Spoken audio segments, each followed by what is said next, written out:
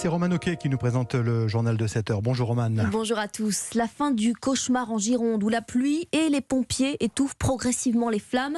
Le feu près de Landiras est désormais fixé, maîtrisé et les habitants autorisés à rentrer chez eux. Une respiration, un répit, même si sur le terrain, le travail sera encore long, des jours, des semaines même pour éteindre toutes les braises. Près de 1000 pompiers restent mobilisés à ce stade et avec eux, des bénévoles qui assurent les repas, les soins des soldats du feu.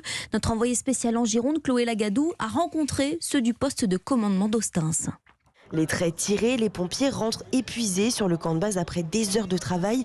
Et quand ils arrivent le matin, Pascal est là pour leur servir une bonne tasse de café. Ils apprécient qu'on leur parle, ils apprécient le sourire, ils apprécient le bonjour du matin.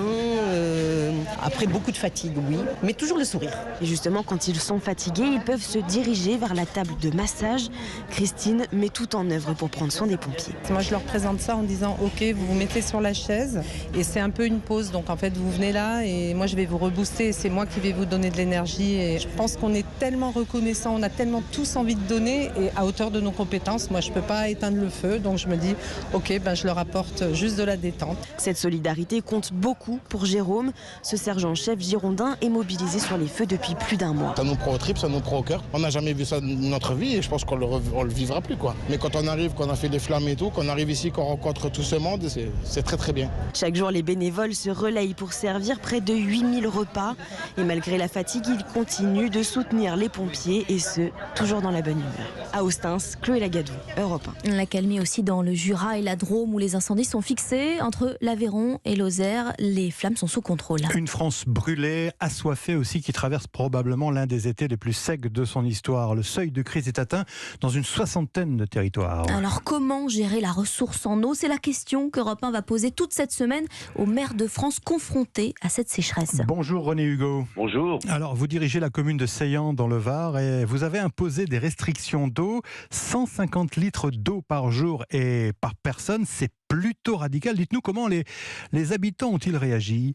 Alors, je dois dire qu'au début, ça les a un peu surpris, parce que nous étions des précurseurs à Seillan. Nous nous sommes retrouvés peut-être les premiers en France à manquer d'eau. Mais alors aujourd'hui, ce que je peux vous dire, c'est qu'ils ont bien compris la difficulté et tous sont très, très, je dirais, disciplinés, au point que l'équilibre entre la production, qui est quand même limitée, et la consommation, qui est tout aussi limitée, eh bien, est toujours maintenue. Et ils n'ont pas manqué d'eau, ça c'est le résultat qui est vraiment très satisfaisant, et pour eux et pour nous. Mais en l'absence de pluie, les choses peuvent s'aggraver, et c'est ce que nous redoutons beaucoup.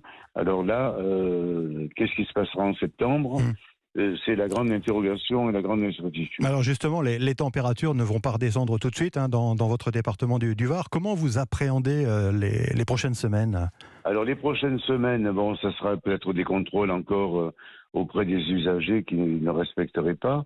Mais ce sera surtout pour nous la mise en place d'un dispositif, parce que s'il y avait vraiment rupture, il faudrait rationner, il faudrait peut-être passer de 150 litres, qui a une norme nationale et qui permet d'avoir une vie normale, à sans doute 100 litres.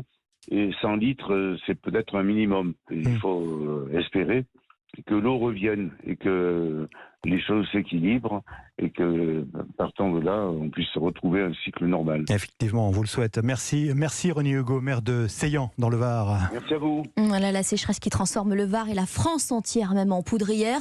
Pour ne prendre aucun risque, une trentaine de départements a décidé d'interdire les feux d'artifice prévus ce soir pour le 15 août. Des festivités pour l'Assomption, fête catholique qui célèbre la Vierge Marie. 15 000 fidèles ont participé hier soir à une procession au flambeau à Lourdes, dans les Hautes-Pyrénées. Le récit de Frédéric Michel. Le sanctuaire de Lourdes plongé dans la nuit, illuminé par des centaines de flambeaux, des chants religieux et prières entonnées. Il y avait beaucoup plus de monde que les années précédentes. Hier, dans le sanctuaire, la levée des mesures sanitaires liées au Covid y est pour beaucoup. Vincent Cabanac, le prêtre organisateur du pèlerinage. Les personnes malades, quand elles ne pouvaient pas du tout sortir de chez elles, la perspective n'était pas du tout la même. Donc ça fait plaisir de voir leur visage, ô combien souriant, de venir ici dans ce sanctuaire. On n'est pas au top de ce qu'on avait avant, mais on est à peu près à 60% de ceux qui venaient d'habitude. Et cet afflux de pèlerins à Lourdes n'est toujours pas suffisant pour les commerçants locaux qui ont accusé de lourdes pertes pendant la crise du Covid. Eric, le gérant d'un hôtel de la ville, ne cache pas sa déception. Tout le monde disait que ça allait repartir, que c'est formidable, que ça allait tout repartir. Je me rends compte, moi, que toutes les hospitalités que j'ai, elles sont à 50% que ce que j'avais en 2019, quoi. Si c'est pas encore moins, quoi. On est loin de retrouver la fréquentation d'une saison normale, là. Et il faudra, précise l'hôtelier, encore quelques années pour que les fidèles reviennent aussi nombreux qu'avant la pandémie. Frédéric Michel. 7h06 sur Europe 1. C'était il y a un an, jour pour jour, la descente aux enfers de l'Afghanistan. 15 août 2021, les talibans prennent le pouvoir après une offensive fulgurante. Depuis, le pays s'enfonce dans l'obscurantisme. Un rassemblement est organisé aujourd'hui place de la République à Paris.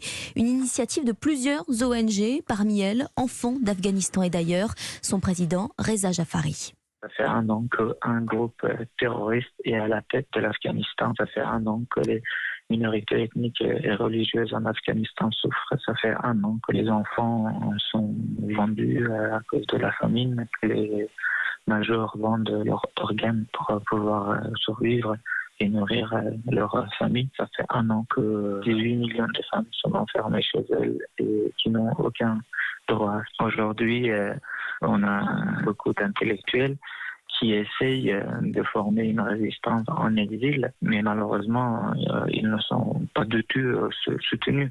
Pour les 2700 Afghans qui sont arrivés en France juste après la chute de Kaboul, il y a eu un accueil qui a été organisé, mais les mêmes Afghans qui ont fui les mêmes problèmes, mais qui sont venus par leurs propres moyens, il n'y a pas du tout d'accueil. Ces gens-là sont accueillis dans la rue et c'est qui organise l'accueil? C'est les associations, c'est nous.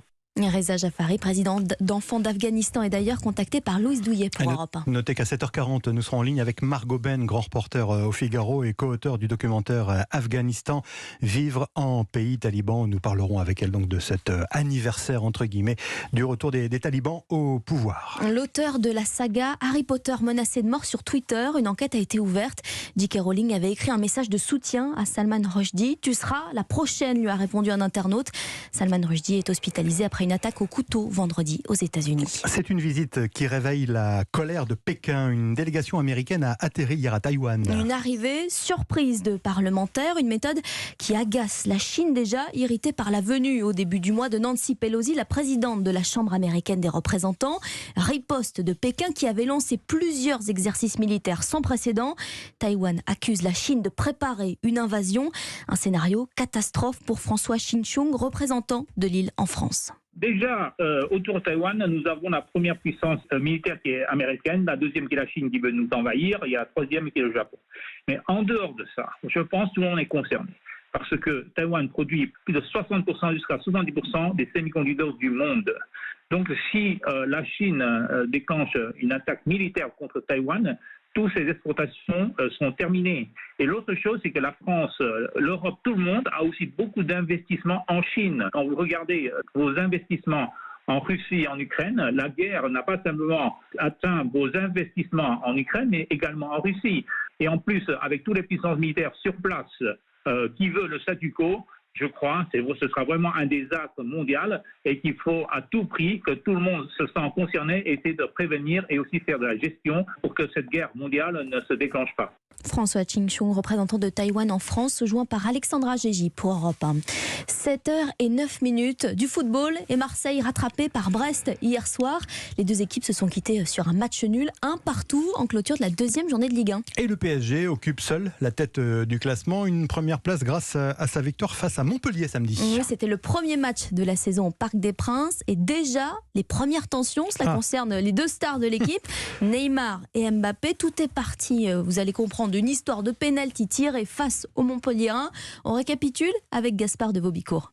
Va-t-on avoir le droit à une saga à la Kardashian au PSG? 2 pénaltys pour les Parisiens durant la rencontre. Mbappé, désigné par Galtier avant le match, tire le premier et le rate. Neymar prend le ballon, tire le second et marque. De quoi créer des tensions entre les deux hommes? Eh bien oui, selon notre consultant Jimmy Algerino. C'est vrai que ce début de saison, on a presque même entendu. Donc si tout ça se révélait, ça peut donner un peu l'envie que le clan Mbappé aurait souhaité le départ de Neymar. Tout aurait pu s'arrêter là, mais avec le PSG, rien n'est jamais simple. En cause, un Mbappé boudeur durant toute la rencontre et de l'autre, 3 likes du Brésilien sur des tweets issus de comptes fans du numéro 10 parisien, critiquant le choix de Mbappé en tant que premier tireur. Un problème d'ego donc que Christophe Galtier va devoir gérer pour ne pas ternir le beau début de saison de son équipe. Gaspard de Vaubicourt du service des sports d'Europe 1. Lionel, alors on fête aujourd'hui l'anniversaire d'une icône des années yéyé. Je vais vous rafraîchir la mémoire. Je crois que vous étiez né d'ailleurs. Retour en 1964. Ce soir je serai la plus belle pour aller danser. Facile. Sylvie Vartan, évidemment. Qui fête ses 78 ans. Idole de jeunesse ou pas d'ailleurs, Lionel? Entre guillemets, idole entre guillemets. Mais c'est vrai que c'est toute une génération, Sylvie Vartan, qui fête 78 ans. Éternelle Sylvie Vartan. Merci Roman Oquet. C'était le journal de 7h. À tout à l'heure.